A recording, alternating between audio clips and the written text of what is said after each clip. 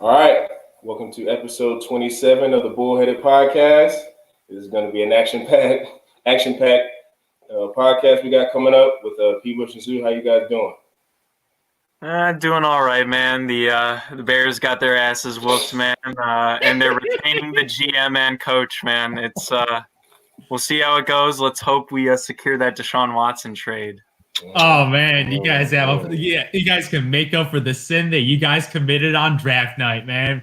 Reverse back the time wheel. Hopefully, get Deshaun Watson who's the man of your trade.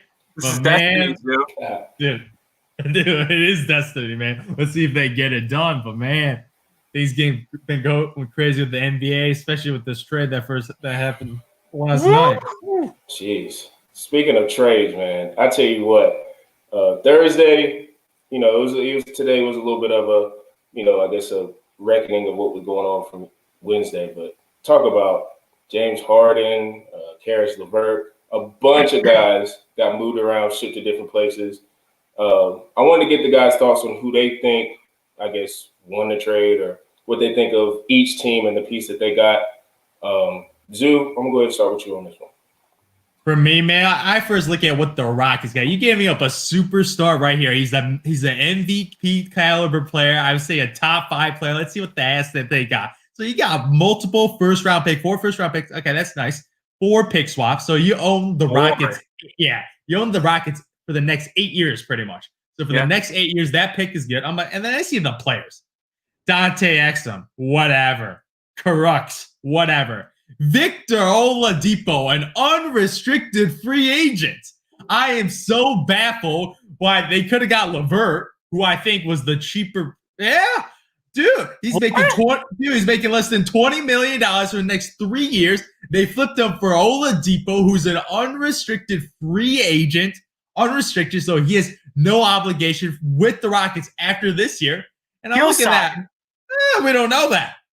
He's a free agent. There's no guarantee that he'll sign an extension. They might trade, but I don't know what the point is. But I see Oladipo as, I say, the best player in the deal that they got in return. Stop it. Are you kidding me? You got Oladipo, an unrestricted free agent, when you had the opportunity to get Ben Simmons of the 76ers. You got Daryl Morey on the phone, want to reunite with his boy again, and he's like, I'll give you Ben Simmons.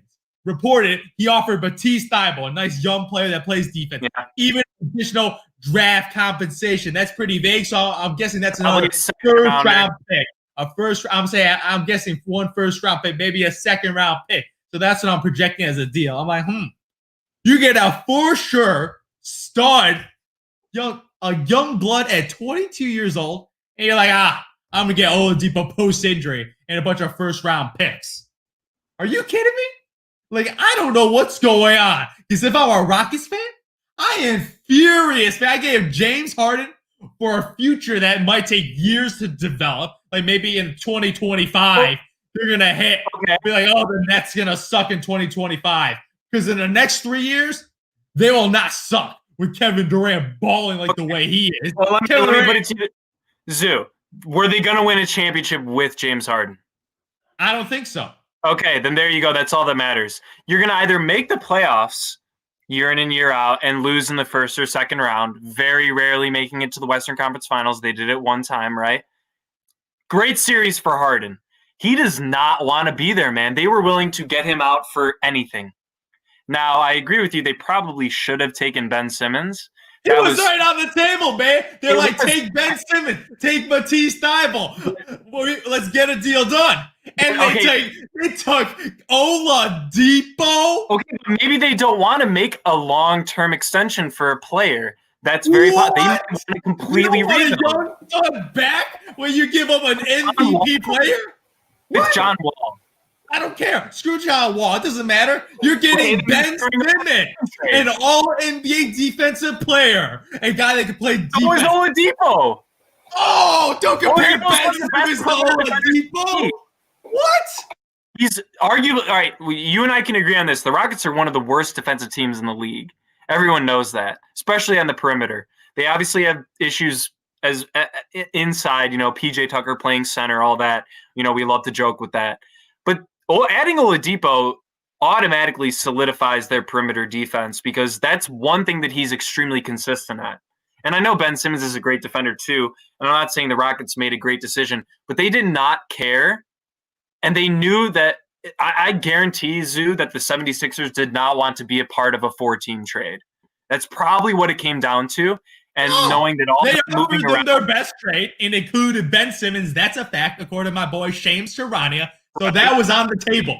Yeah. And the Rockets said, we'd rather take the draft capital. They want draft capital.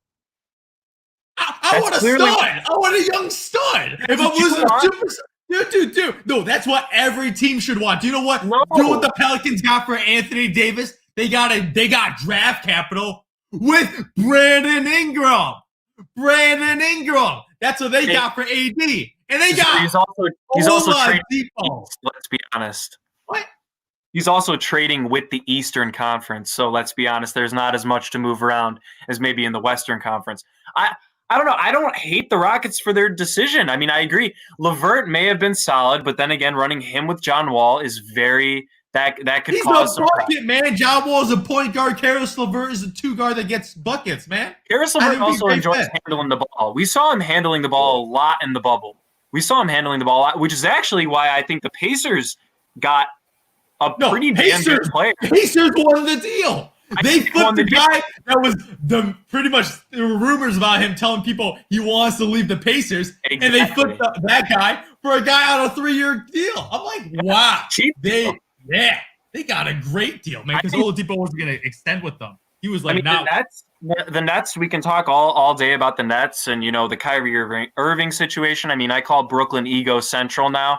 That's what I'm just calling Brooklyn. You got Kyrie, Harden, and Durant all on the same team. That's ridiculous. All guys that can put up 30 a game for you. Ridiculous. I don't think they'll ever average as a trio if they play a consistent season. They'll never average 90 a game with each other. I don't think that's possible. There's always going to end up being that one guy that has an off game.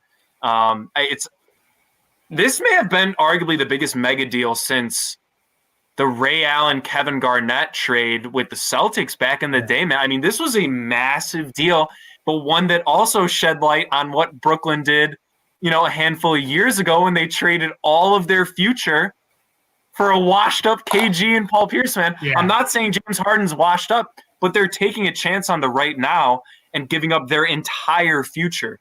Will that pay off? I don't know. It's finals or bust for the Nets, let's be honest. It's finals or bust. Well, I look at that team.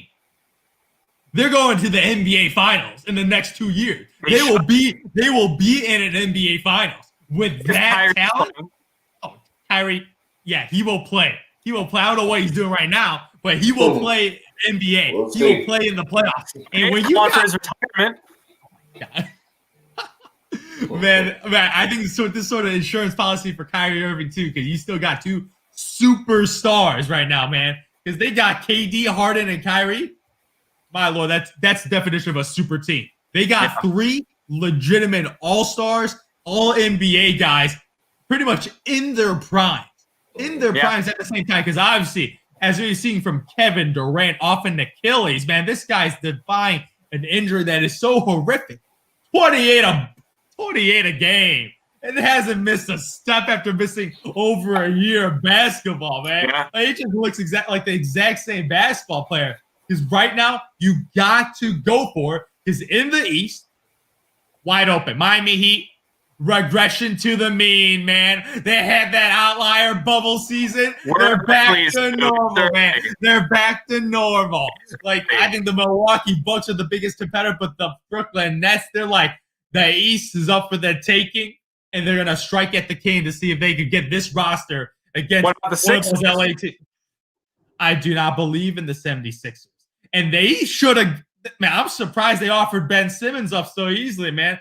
Low-key, man, I think it's better for their future that they kept Ben Simmons. I think low-key – I want Mick Harden on my team. Jeez. Mick Harden, man, that's got to be the best nickname of recent age, man. Those videos of him – you want to talk about letting yourself go? James Harden might be hitting you. This was the ultimate hostage situation, man. He got himself fat. He pretty much demanded a trade during press conferences, man, and it worked. But I'll tell you right now, if you give him like a month or give him a month, he'll get back in basketball shape. I hope so. Now. Oh, he got better. exactly what you wanted. He better. And he better be, let's win a title, because he got everything he wanted. And as a superstar in his prime without a title, Kyrie's got a title, KD had a title, James Harden no got a title. So he's got everything to play for right now. And he landed in a situation, it's for him to take it, man. They better get it going. In the East. In the East. Dude, I don't know all the hate about this Rockets trade, though, dude. I mean, they've been playing. Because they could have gotten Ben Simmons. That's the hate. If there was no other option, okay, you get an Oladipo with 8 picks, pretty much. Okay, that's solid. Whatever. But they gave up Jared Allen. Jared Allen went, all right, well, you want to jump into the Cavs right now. The what Cavs a steal. actually, they gave up a pick for Jared Allen. Well, look, I think that if you just look at the trade, I mean, it looks pretty bad for the Cavs, just in the sense that they got another big man. They got another big man, obviously a great big man, but their front court is just loaded. Andre Drummond is just a bad player. Exactly. What they need to do, though, is they need to ship out some of these guys, man. I mean, it's a great move if you want to think of. I mean, Jared Allen's 23 years old. Dude, the man really has quickly improved his offensive game. He's improved his offensive game. Pairing him with their young guards, their future looks relatively bright. In the short run, I do think they lost on the trade the most, but in the long run, the Cavs absolutely. No, they gave up a pick for him. I mean, I'm just saying it's not going to do that much for them. You know, it's really not. They gave up a future first-round pick for the Bucks. Bucks are going to be good for the next couple of years. First-round pick, though. How quickly do you think they're going to turn this team around? No, it was the Bucks pick. Yeah, it's the Bucks pick. I know, but like, the Bucks pick lost a lot of value when they re-signed Giannis. So, yeah, they got Jared Allen, which is they schemed out. If you're talking in a 4-team trade, they definitely got it. They won. I think they won with their trade. I think the Pacers and them secretly won the trade. In the immediate, I think the Rockets will somehow stay relevant. I think that their team chemistry is just going to get a lot better. There's no more drama. They don't have to worry about Harden. There's just less worry in that town, and they could just kind of play. And I think that's really just what Houston's been yearning for the past 2 years, honestly, ever since Russell got there. But, dude, I do think the Pacers actually won this trade outright over anybody, because Karis LeVert went to a team that was, before they got Harden, they were obviously competing for playoffs, moved to another team, very defensive, needs some offensive ability to pair with Sabonis. It's going to be interesting to see how the East plays out now. I think it got very interesting. I think it did get interesting because it's early. I think the Heat will end up making around the Celtics, the Sixers, the Nets, obviously, and the Bucks. Those 5 teams are going to be, battling out to try and take the repeat away from the Lakers. Let's be honest. Yeah. Oh man, dude, they're aiming at the King right now, man. The Brooklyn Nets are going for the King. They're taking a shot, and They're like all it. the West. I like it. Oh yeah. What I say about LeBron James making these superstars? He ended James Harden's Rockets career, man. He ended Russell Westbrook's Rockets career. They got pretty much like, we can't play with each other after we got Harden. Oh man, got their butt whooped by the Lakers, man, and now they're all East, and they're trying to go for LeBron right now. Going for LeBron, man. LeBron looking like Thanos out there, just snapping, disappearing right now, man. Just made them all disappear. Let me ask you guys a couple questions. So with the 2 teams, I guess Indiana and Houston, with I guess the moves they made, who do you think? I guess you guys think they both make the playoffs? So like, who do you think goes further? I can't say Houston is for sure making the playoffs, man. I can't say for sure in the West and them making the playoffs. You got John Wall with Oladipo implementing a new guy. They're going to be better than Minnesota and Golden State, I feel like. So I think no, because like right now, Denver's not making the playoffs right now, so they're in. So I got to kick the team out. I'm kicking the Spurs out, and the rest of the West, I think they're all pretty much close to the locks with the LAs, Utah, Phoenix Suns, Portland Trailblazers, Dallas, and Golden State. I don't know about that. I can't put Houston in. What about in the play-in, Zoo, in 9-10? Yeah. Oh, yeah, 9-10. Oh, obviously, if you win a play-in tournament, anything's possible. Because See, but the 7th The 7th and 8th seeds have to play in the play-in as well, so that's not a game. You really only guarantee 1 through 6. Yeah, 1 through 6, yeah. But they will not be in the top 6. So I'd say the bottom 4 of the playoffs, it's really going to come down to probably the Warriors, the Nuggets, the Grizzlies, the Rockets, and maybe the Pelicans. The Thunder are playing better than I think anybody expected them to be playing. I don't know how, dude. But it's early, man. I mean, they're what? They're 17, 18% away into the season. I mean, I don't know, how well it's going to turn out for them, but it'll be interesting to see how that, especially the 9th and 10th seeds, end up playing out. Yeah, definitely. Yeah, I think Indiana has a chance. They could pull up. I don't know if they could beat someone like Brooklyn or Milwaukee, but I think they could upset a Boston or a mid-tier team, and they could probably get a couple games off teams because, like I said, they now have and I didn't even think about this. They still have Warren. T.J. Warren is hurt, so when he comes back, that could be a nice 4 or 5, 3 or 4 guys that could be flamethrowing through the playoffs. But we have to wait. We have to see. Don't want to get ahead of ourselves. But like you say, the NBA, man, they give us content every day, so we appreciate that. All the time. But switching gears to the NFL, we had the playoffs last week, and this week it's the divisional round with a couple of key matchups. Me personally, I'm looking at the Bucks and Saints. So I want to see if the Saints can really beat them 3 times in a row, and a lot of great matchups coming up. I'm gonna start with you, P. Bush. Which round or which game can you see, being competitive or really good? This is interesting because I think a lot of people, I know you and I, we were kind of all about the Browns, man, taking that dub. We looking like a prophet, man. That was a butt whooping. Butt whooping, one of the best first half performances I've seen in a NFL playoffs in a long time. I mean, opening play of the game, man. Blocked kick or fumble, returned for a touchdown. I was like, oh man, this could get ugly real quick. Nick Chubb, man. His receiving game very much surprised me. I think that, he proved that they can be a dual threat with Kareem Hunt and him both coming out of the backfield and playing in the passing game. I don't think that they'll give the Chiefs that much of a run for their money. I hope it's a good game. I think the Chiefs may struggle a bit with stopping Nick Chubb. They don't have a great rush defense. It's definitely bottom 10 in the league. But that game I'm keeping an eye out for is this Ravens-Bills game, man. I know the Bucs Saints can be good too. The Saints, it's the first time Brady's ever been swept by a division opponent. Drew Brees, smiling at him as he left the field, smiling at Tom Brady, who wouldn't even give him a handshake. But I think this Ravens-Bills game will end up being probably the closest. I would say it's probably the closest to a pick'em game if you're looking at betting. I think it's at about 2.5 favoring the Bills on the spread right now. The interesting thing, and I know that, some people bet differently when it comes to weather in the NFL, but playing in Buffalo, it's going to be cold. It's supposed to snow. I'm very interested to see how well this Bills passing attack plays there. I know they're used to it, but their running game is not that great, man. It's pretty good. Awful. It's pretty awful. Is the best runner on the team. Exactly. And they have 2 respectable running backs that can, give you 50 yards a game, and, Josh Allen can get another 50, and they could get 150 on the ground in a game, but they may have to rely more heavily on that, and that's clearly where the Ravens are better at. But I think the Bills are going to pull this one off, man. I think they're going to ruin Lamar. I think it's going to happen. This could be a high-scoring game unless weather comes into effect. But Josh Allen, man, that offense is a juggernaut playing against one of the best defenses in the league. This will be fun to watch, man. I think this is going to be the best game of the week. Who you got in that one, Zoo? I know who you got. Oh, yeah. I'm keeping with my pre-playoff predictions, man. I'm going with the Ravens, baby.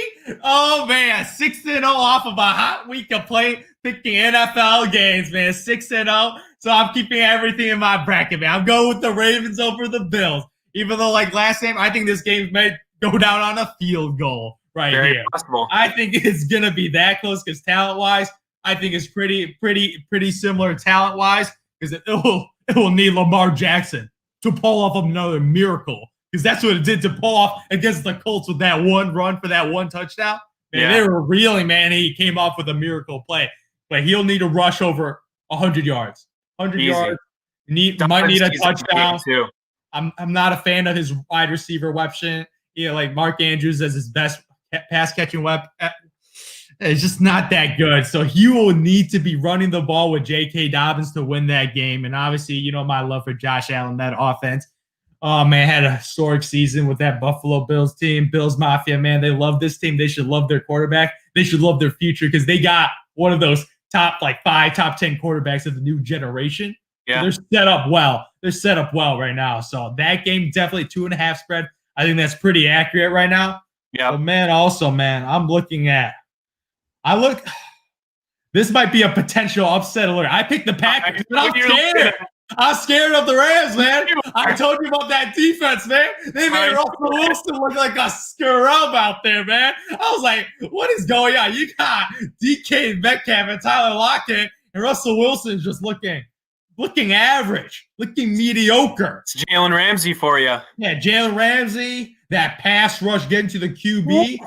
And Aaron Rodgers' weakness, man, when they get those big physical guys in his face, man, he just doesn't look the same. He panics. So, yeah, and with elite corner like Ramsey on Devontae Adams, who's having one of the best wide receiver seasons in a long time with 18 touchdowns, if he locks him down, Rodgers may have to rely on MVS, baby. MVS, I think he's a straight out scrub, man. And then Aaron Jones will need to be relying on the pass catching game. Because he loves Devontae in the red zone. Because if he doesn't get Devontae in the red zone, man, he got to rely on some suspect receivers. Robert Tonyan. Okay, he had a nice season, but he's a product. He's a product of Aaron Rodgers. That doesn't matter. I think that the position that the Rams struggle the most in is guarding the tight end. Their linebacking core. I mean, because think about it. I mean, they got Ramsey to play Devontae, which is huge. I mean, you have to have a guy that is able to contain Devontae Adams. He's a LeBron James type. You're never going to shut him down, but you have to be willing to contain him to those short slant routes. You got to contain him in the red zone. This Rams team, though, I think the Packers' biggest worry should be their running game because they are playing in Lambeau, which is something to note because Walford got wrecked last game. Yeah. The man got put in the hospital for a hit. I mean, you don't see that often where it's not like an obvious broken, whatever. The man got put in the hospital from that hit, and Goff comes in off of surgery, not 100%, and his average QBR in sub 32 degree weather, sub 50. Sub 50 QBR. I don't know how they're going to do. They're going to have a big game from Cam Akers because the Packers rush defense is not the best in the world. The Rams rush defense, then again, is one of the best in the league, right? So Aaron Jones could have a hard time. They're going to have to know how to play him in the passing game. Rodgers loves to kick him out wide in the slot position, use him as a quick crossing route to complement Devontae Adams. I think I agree with you, Zoo, if you're looking at a straight up, like a legitimate upset, because I don't think, the Ravens beating the Bills will be that big of an upset. Yeah, it's more of a pick-em. Exactly. The two big upset possible games are Rams and Browns beating both the Packers and Chiefs respectively, right? I think the Rams do have a better shot than the Browns do at winning just because you have the number one offense in the Packers versus the number one defense in the Rams pretty much, right? This is a hell of a matchup. What I think it's going to come down to is Jared Goff's play and the inexperience of Cam Akers, and therefore I got to give your boy. I'm going to be a Packers fan this week, I guess. Just because my Bears are out now, I'm going with the Packers pulling this one off. They're going to win 31-20. Book it, Zoo. Book nice. it. I would love that. I'm still picking the Packers because I think they're the better team, but I'm just saying it's a little scary seeing that matchup. It ain't a cakewalk like that Washington football team. I don't have that good feeling. But the Rams though. Yeah, but a little iffy. But I've been waiting a decade for this to happen because the Buccaneers Saints, I am hoping Brady wins. Because you know what happens if he wins. We get that holy grail matchup of Tom Brady versus Aaron Rodgers. But this Saints matchup, I'm nervous too, man. A 3-point spread that favors the Saints, man, I think is also a pick'em game. They only have 3 points because of the home field advantage. So I think this game go either way. But it's hard to imagine Tom Brady losing to the same team for 3 straight games. That is so hard to imagine. They're going to be able to make adjustments, look at the film, and be like, we messed up here. We got blown out every single game. So to lose to this team again, embarrassing. That would be embarrassing. And I don't think Brady will let it happen. I think they made adjustments, and their offense is cooking right now. It is cooking. Antonio Brown. Woo-hoo! He looks like AB. He looks like AB. Like he just looks like AB. He's this dude. But he's not AB. Yeah. He's a chilled out AB. Oh, yeah. I think living with Tom Brady forced him to be like, he must have got some great damn cooking from Giselle or something like that, man, because it calmed his ass down just chilling at the Brady household. I don't know what's going on there. That team is meshing. I mean, to its full extent on offense. The only thing that is a little inconsistent is Ronald Jones. I think, he's been playing pretty well. They're going up against the best rush defense in the league in the Saints. That could be a difficult task. Brady's also going to expect to see a lot of pressure in this game. I think they're going to try and get after Brady. I really think they are. What it's going to come down to is, do the Saints have enough solid guys to stay in front of all of the weapons that the Bucs have? And can you outplay Brady mentally? And when you outplay Brady mentally, it's when you get him to throw the ball away a lot. If you can get Brady to throw the ball away a lot, that doesn't look like much because he actually is making a good decision, but it's getting him out of his rhythm. He doesn't like to throw the ball away, even though he does it a lot. He'd rather just run a short little 5-yard positive play, keep the drive going. 2nd and 5 is better than 2nd and 10, obviously. And if the Saints can just do that, they're going to cause Brady a lot of trouble. But at the same time, I'm going with Brady, man. I don't think these two. I'm going pure mentality, man. It's all mentality. I don't think Brady – he's probably the most competitive guy in sports I've seen since Michael Jordan or maybe Michael Phelps. Those might be the 3 most competitive guys in sports in the last 10 – or I shouldn't say 10 years because obviously Jordan's been done. But in my generation of what we see all the time, people talking about, those are the 3 guys that are the top of their respective classes in their positions when it comes to competitiveness. And Brady will not let Breeze walk off that field with a big fat smile on his face. He wants to make him leave with his retirement papers, man. One of them's retiring, and it ain't going to be Brady. Oh, man. Definitely, man. And I just checked, man. AB, 5 tutties, man. This guy came back in the NFL season and he got 5 touchdowns, man. Last 4 games, man. He's gotten 5 touchdowns. So he is in rhythm. I love the offense. I think it's one of the most complete teams in football, offensive and defensively. But man. But that game, I think, is a pick'em series. But hopefully the Bucs play through, because the next matchup will be so nice. Because the Chiefs, though, they taking care of business against the Browns. I was going to say, do we need to cover that or not? Oh, there could be another butt whooping for Patrick Mahomes against the Cleveland Browns. They had their nice Cinderella season. They beat the Steelers with old Ben. So big old Ben. So you don't think they have any chance? No. I think money line. Take my money. I'm betting on Mahomes, man. Let me put it to you this way, Zoo. I actually think that the Browns have a better chance to beat the Chiefs than the Steelers did if they had won. Wow. I agree with that. You want to know why? Because the Chiefs' secondary is pretty good. I'd say it's like, it's middle of the pack, blah. But their rush defense is not good. And the Steelers' forte is obviously not the running game. It's all about their passing game, whereas the Browns are arguably one of the more balanced offenses in the league, up there with the Titans. I think Baker Mayfield showed out in his playoff debut, man. 116 passer rating, monster game, managed it perfectly against the best, quote-unquote, top 3 defense in the league in Pittsburgh. I think they'll end up giving him a game. Chiefs are going to pull it out. But I would love to see the Browns win this game, man. I'd love to see them win it. No, nobody wants to see the Browns except for Cleveland. Your team. That means the Bills are going to the Super Bowl. Yeah, that's right, because they're going to beat the Ravens, man. Come on. Okay. Oh, no. This one's going to happen. Lamar Jackson, former MVP. Patrick Mahomes, former MVP. Clash of the Titans, baby. It's going to happen, man. It's going to happen. I'm hoping for it to happen, because that would be so nice, too. We get some elite QBs in all 4 teams that make it through. That's what I'm hoping for. This will be good.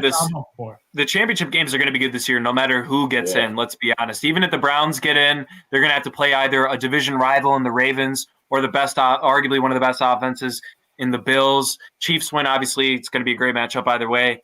NFC similar, man. It's going to be a hell of a time watching these games this weekend. Oh, baby. I will say this. Just from like fandom, I wouldn't mind seeing the Browns and the Bills in the AFC Championship game just because those fan bases have been through so much, bro. That would be the most watched AFC Championship game ever. I guarantee you. Dude, you know what that would be? It won't be David versus Goliath. It'll be David versus David, man. Bunch of underdogs, man. Nobody wants to see two underdogs, man. That's not a Cinderella story. It's two Cinderellas. That's not how it works, man. We need one elite, at least one established, like the big bully, right? To go for that guy, and at least one. If you want one small, cute story, okay. You like that David versus Goliath story? But do you know what I want? Goliath versus Goliath, man. That's what I want. I want established franchises go after each other. I want to see the best of the best go after each other in a playoff performance. I just think you don't want to have to analyze Mahomes losing, Zoo. I think that's really what it comes down to for you. No. My preseason prediction will come true. Well, with Holmes taking care of business with the first round bye, and now you get the easy Cleveland Browns matchup. 10-point spread, baby. Keep making it through. I do think though, out of all the underdogs, or I guess some of them are pick'ems. I do think with the Browns, if they run the ball, I'm not saying they could beat them, but it could get interesting in the fourth quarter if they run the ball. Because the Chiefs' defense has been trash forever. Yeah, pretty awful. So I don't know. They could play ball control. I'm not saying they could win, but I think they can make it. Ball control would be huge. Yeah. That's what the Browns are going to have to rely on, running the ball. You trust Baker Mayfield? Yeah. The man that lost to the New York Jets in the regular season in a must-win game to make the playoffs, lost to the Jets. He beat the Steelers, Zoo. He lost to the Jets. Twice. He lost to the Jets. A team with 2 wins. He lost to the Jets. Who did your Rams? Oh, yeah. They beat the Packers. I forgot they lost to the Jets, too. Aaron Rodgers ain't lose to a team that lost to the Jets. Come on, man. Like you said, you were nervous. I'm a little less nervous now because I forgot about the fact that they lost to the New York Jets. Hey, Jets have a good defense, man. Don't hate on the Jets too much. Oh, I hate on the Jets all day, man. They messed up their season real bad. Yep. I mean, a lot of NFL, I guess, interesting storyline, I guess, in the divisional playoffs, you can say. Switching gears again to the NBA for the last topic.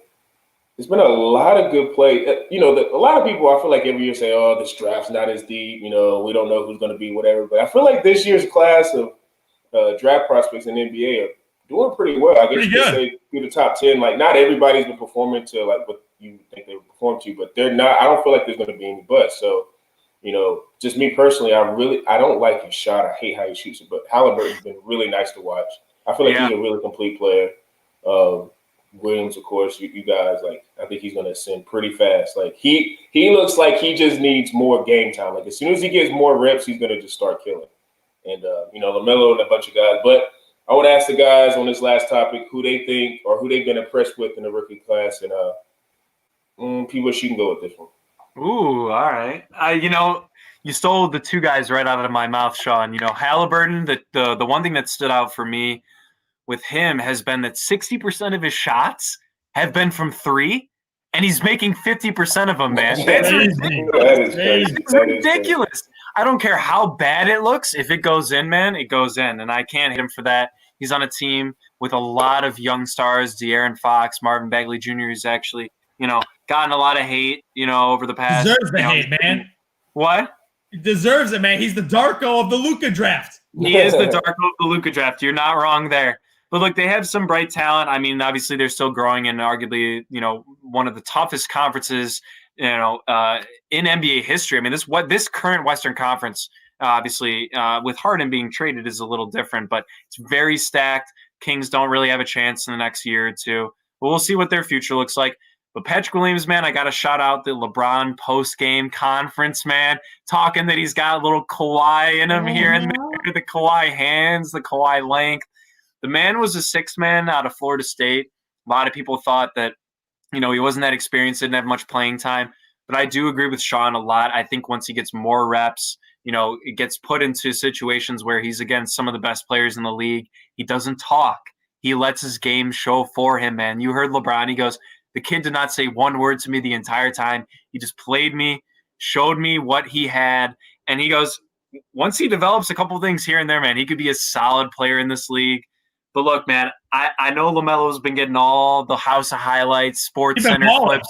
He's been balling. James Wiseman, I think, has been the biggest standout rookie this year. I think that executives right now, in 5 years from now, they'd rather have Wiseman over LaMelo Ball. This man had a harder thing to step in to than LaMelo Ball. LaMelo Ball stepped into Charlotte and said, okay, we can only go up from here. I'm the guy.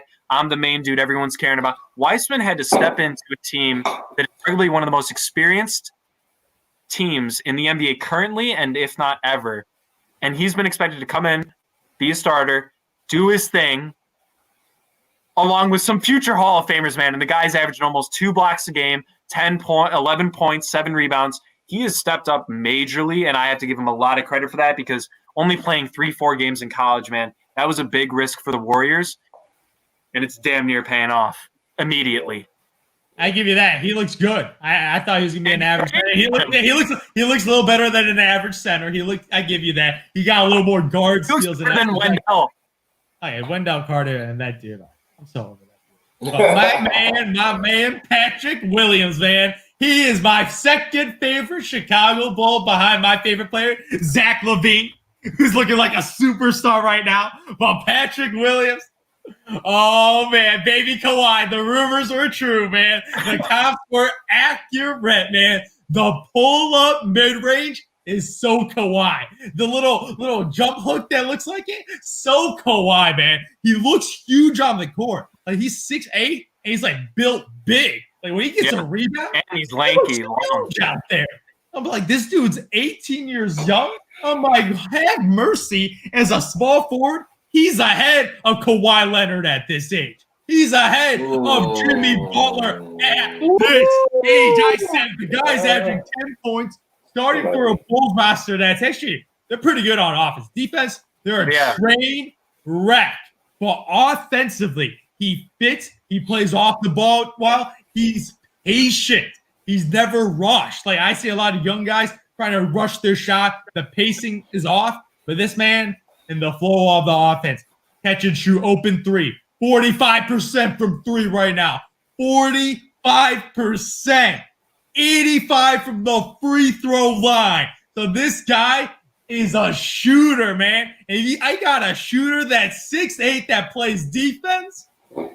AK, thank you very much for getting on the 4th overall pick and getting a guy that can be an all-star in 2 years in the East.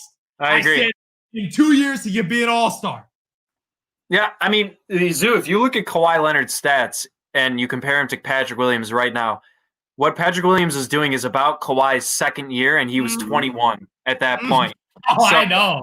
It'll be interesting to see because, I mean, that's pretty damn high praise from LeBron, and shout out to the reporter for actually, pushing him to answer that question of what he thought about playing against a rookie like that a lot of people thought was kind of an iffy pick. Maybe not, necessarily that it was going to be a bust, but that it was earlier than people suspected that he would go. But man, the rumors about AK building that team in Denver, let's hope he does the same in Chicago. I got to like him a lot. Patrick Williams. There have been a lot of other solid rookies kind of doing their thing. Anthony Edwards doing his thing on the worst team in the West in Minnesota Timberwolves, man. They're doing worse than the Harden Rockets at that point before they made the trade. So it's kind of a rough situation there for the first overall pick. But, hey, when is a first overall pick go into that great of a situation unless they're Tim Duncan? Let's be honest. So it's very rare. Got to give this guys a little bit of time once again early in the season. Really not that many high-scoring rookies, Zoo. I mean, LaMelo's averaging, 13 a game right now? Yeah, nobody over 15 points a game, man. So Rookie of the Year is kind of wide open. Oh, it is. Who do you got for it? It's right now, it's probably between LaMelo and Tyrese Halliburton, just based on statistics alone right now. Sure. When they look at Rookie of the Year, then they don't care about wins. They only look at stats. Yeah. So right now, he's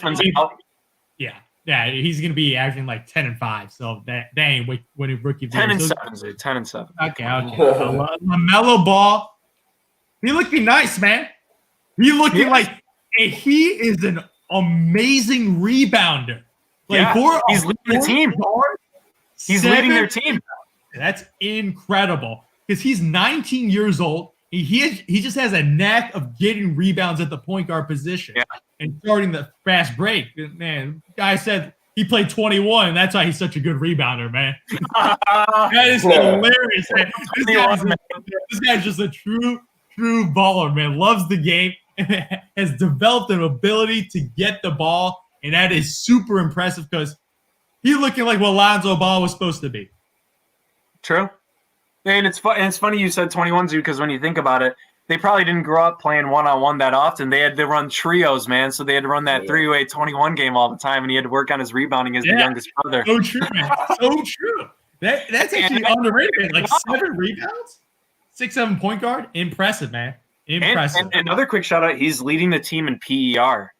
And I think that's also 17. something. He's an above average based on PER statistic right there. He's pushing about 20. He's pushing about 20 on his PER, which is pretty darn good, especially for a rookie at that age who did not play college ball. That similar systems to what his teammates may have played in college. So on and so forth. But I mean, LaMelo, he gets all the hype, man. I mean, it is a media award. Let's be honest. He'll probably end up winning it. Even if, Halliburton now plays him, he's on the Kings. The Hornets have a legitimate chance to make the playoffs. He has improved their team better than arguably any rookie. If you're looking at pure impact purposes, LaMelo Ball has clearly had the biggest impact on his team. And I think for me personally, when I'm looking at a rookie of the year, most improved or MVP, how well did you impact your team? LaMelo is clearly the front runner at this point. But like we said, less than 20% of the season, man. So I'm telling you right now, after 5 years, Patrick Williams will be the best player after 5 years, and it will be obvious. Because man, if we drafted the next Kawhi Leonard with Zach LaVine, yes, I've been waiting for this for a long time. Since 2012. Man, I've been waiting for this.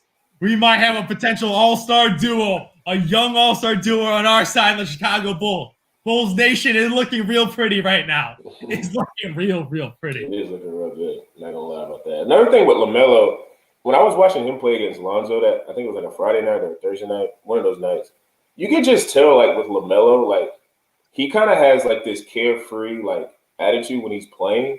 And like Zeus said, it kind of like what you thought. Like if you go back and watch Lonzo when he was at UCLA, like he played like that. It's weird how like. And I was thinking about this. I wonder if I know now it's different because like there's no fans, but like I wonder if Lonzo would have went to like Indiana or something like that and not LA if he would have turned out different. Because I feel like his confidence kind of like got shot a little bit. Because if you go watch it back at UCLA, like he played exactly like Melo does now. Big market, dude. Yeah. And I mean, think about it. He went from UCLA to staying in the same town. Yeah. But now you have the Lakers' expectations, man. The Los Angeles Lakers, along with arguably the biggest media center in the United States, in Los Angeles. That was when he got drafted. That was like some of the biggest rise of social media at any point in the past, 5-6 years was 2016-17 time, man. I mean, he's had a tough time. I just think he's not built for all the scrutiny, man. I mean, he's just not. That's not the type of players that the Ball family has. Whereas when you go to Charlotte, it's a smaller market, man. I mean, it's just just a fact. They might be the smallest. Maybe them or Memphis. Memphis, maybe. Yeah. Lonzo Ball, man. Dude, when pressure hits, man, sometimes you make diamonds. Sometimes you're just a ball, man. That's what Lonzo Ball like, man. He's not no cold. He's not cold. Man, you see him in the bubble? He was a piece of coal. I remember watching him in the bubble. He was bad. He's one of those super murky diamonds that they actually have to appraise very far into. It takes a lot more research. Yeah. Definitely the case is still out on Lonzo. But LaMelo, like I said, I just think he's going to win it because if you go on any freaking basketball Instagram page, Twitter, it doesn't matter. He has at least 4 or 5 highlights each day. Sometimes it's not even like really a highlight. It's just him like making it like it's just crazy. Yeah, it's crazy. He'll pass the ball to an unbelievable dunk, and they'll shut out LaMelo Ball and not the dunker. yeah, it's crazy. So, but yeah, like I said, I think this rookie class has a lot of potential. You know, there's also a couple guys that's like been playing outside the lottery that's been playing really well. So we'll see. Like you say, it's only 5 to 10% through the season. So we'll see how these guys progress because they may hit a rookie wall sooner or later. But that's all we have for the time we have for the podcast today. Like I said, we had a lot of great topics. We're going to see how these NFL picks come out. Not sure when James is going to suit up. You know, and it might be a rough couple of first games because I don't know if he's in shape.